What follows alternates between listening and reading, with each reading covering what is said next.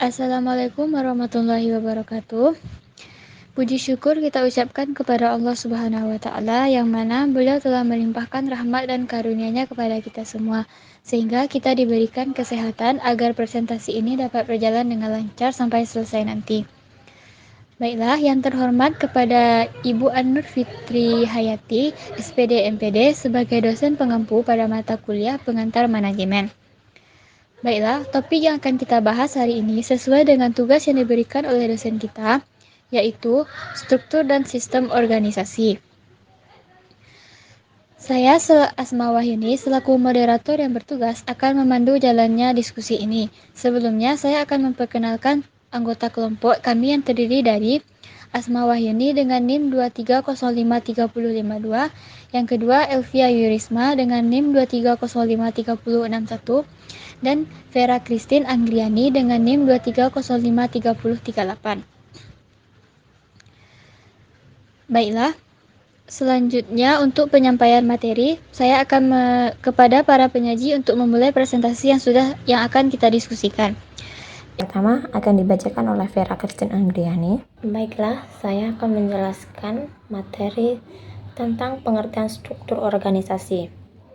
Struktur organisasi perusahaan adalah suatu atau tingkatan yang berisi pembagian peran dan tugas tiap individu dalam suatu perusahaan berdasarkan jabatannya. Struktur organisasi adalah suatu diagram yang menggambarkan rantai pemerintah hubungan pekerjaan, tanggung jawab, rentang kendali, dan pimpinan organisasi berfungsi sebagai kerangka kerja dan tugas pekerjaan yang dibagi, dikelompokkan, dan dikoordinasi secara formal. Struktur organisasi menunjukkan alur perintah yang mengidentifikasi jabatan pekerjaan yang harus ditanggungjawabkan oleh masing-masing tipe karyawan. Struktur organisasi menggambarkan kerangka atau susunan hubungan di antara fungsi, bagian, atau posisi, juga menunjukkan hakikat organisasi dan struktur sebagai wadah untuk menjalankan wewenang, tanggung jawab, dan sistem pelaporan terhadap atasan, dan pada akhirnya memberikan stabilitas dan komunitas yang memungkinkan organisasi tetap hidup walaupun orang datang dan pergi, serta pengordinasi hubungan dengan lingkungan. Dalam penjelasan struktur tersebut terdapat hubungan antara komponen dan posisi yang ada di dalamnya, dan semua komponen tersebut mengalami saling keterkaitan. Artinya, masing-masing komponen di dalamnya akan saling mempengaruhi, yang pada akhirnya akan berpengaruh pada sebuah organisasi secara keseluruhan. Struktur tersebut merupakan komponen penting yang harus ada dalam organisasi, yang memuat terkait pembagian tugas dan tanggung jawab masing-masing. Sebagai contoh, struktur organisasi perusahaan dapat membantu menjelaskan kepada siapa anggota tersebut harus bertanggung jawab dan tugas apa yang harus mereka jalankan, sehingga masing-masing dapat bekerja secara efektif dan efisien.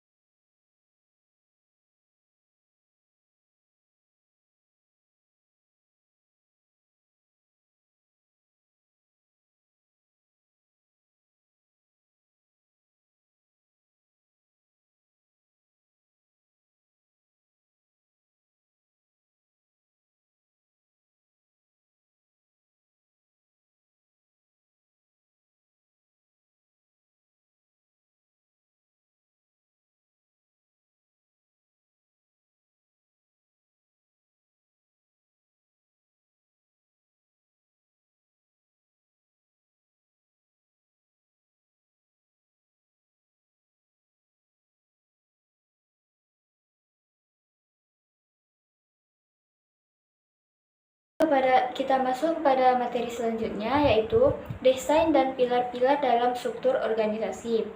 Yang pertama, spesialisasi kerja, yaitu adanya pembagian kerja yang dibagi menjadi beberapa bagian, atau sejauh mana tugas-tugas dalam organisasi dibagi-bagi ke dalam beberapa pekerjaan tersendiri. 2. Departementalisasi, yaitu dasar yang dipakai untuk mengelompokkan pekerjaan secara bersama-sama berdasarkan fungsi, produk, letak geografis, proses, dan jenis customer. Ada rantai komando, yaitu garis wewenang yang tanpa putus yang membentang dari puncak organisasi ke eselon paling bawah dan menjelaskan siapa bertanggung jawab kepada siapa. Sehingga banyaknya karyawan yang dibawahi harus dibatasi agar efektif dan efisien. Yang ketiga, sentralisasi dan desentralisasi. Yang pertama, sentralisasi, yaitu pengambilan keputusan secara terpusat pada satu titik dalam organisasi. Yang kedua, desentralisasi, yaitu pengambilan keputusan dari level bawah yang terkait langsung dengan aksi. Yang keempat, formalisasi, yaitu ada standarisasi kepada setiap organisasi, sehingga perilaku karyawan mengikuti aturan dan prosedur yang telah ditentukan. Yang terakhir, yaitu rentang kendali, yaitu jumlah bawahan yang dapat diarahkan oleh seorang manajer secara efisien dan efektif. Materi selanjutnya yaitu 4 pilar dalam organisasi. Yang pertama, pilar pembagian kerja atau division of work. Dalam perencanaan berbagai kegiatan atau pekerjaan untuk mencapai tujuan tertentu yang telah ditentukan, keseluruhan kegiatan dan pekerjaan yang telah direncanakan disederhanakan sedemikian rupa agar mempermudah pengimplementasiannya. Yang kedua, pengelompokan pekerjaan, yaitu setelah dispesifikasikan, maka kemudian pekerjaan tersebut dikelompokkan berdasarkan kriteria tertentu yang sejenis. Adapun yang pilar ketiga yaitu penentuan relasi antar bagian dalam organisasi atau hierarki, yaitu setelah proses pengelompokan, selanjutnya merupakan proses penentuan hierarki atau relasi antar bagian dalam suatu organisasi. Terdapat 2 konsep penting dalam proses penentuan hierarki. Pilar yang terakhir yaitu koordinasi. Pilar terakhir ini dari proses pengorganisasian adalah koordinasi. Koordinasi adalah proses dalam mengintegrasikan seluruh aktivitas dari berbagai departemen atau bagian dalam organisasi agar tujuan organisasi bisa tercapai secara efektif dan efisien.